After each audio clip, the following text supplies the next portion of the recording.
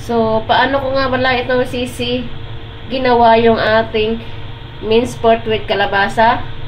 Tara, samahan niyo ako sa aking munting kusina. At dito meron tayong 600 grams na minced pork.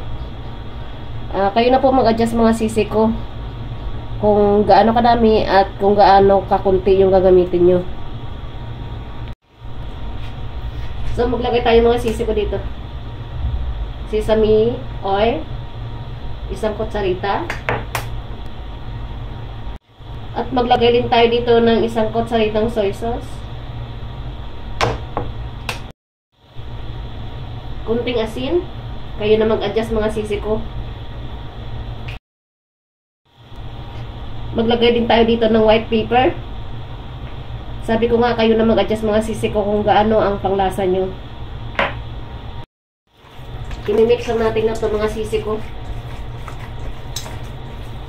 At maglagay din tayo dito ng isang kutsaritang cornstarch.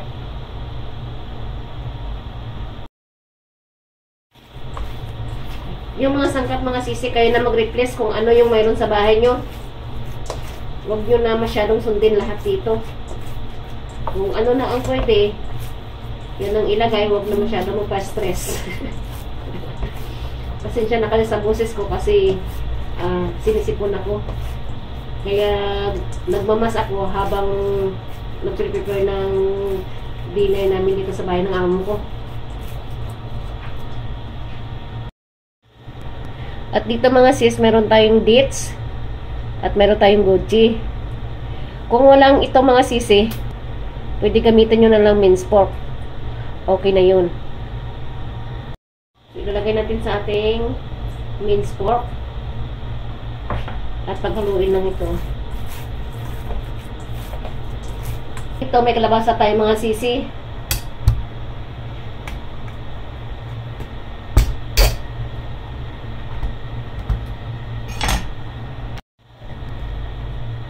Balatan natin ito mga sis.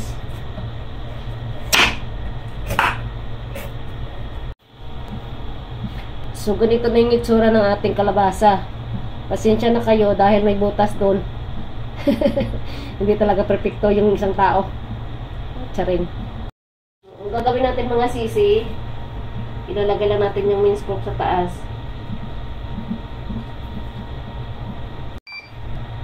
Maglagay lang tayo dito ng design mga sis. Depende na sa inyo yan.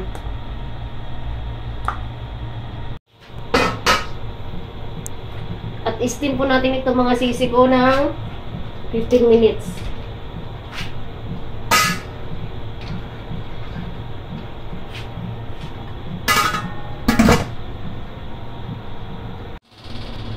So after ng 15 minutes mga sisi, ayan na, ito na yung ating steam pork with kalabasa.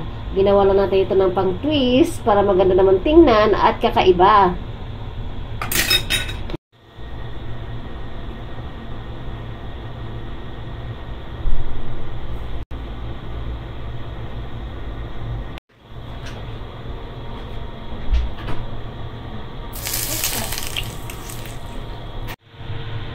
At ayan, luto na yung ating kalabasa with minced pork at dahon ng sibuyas.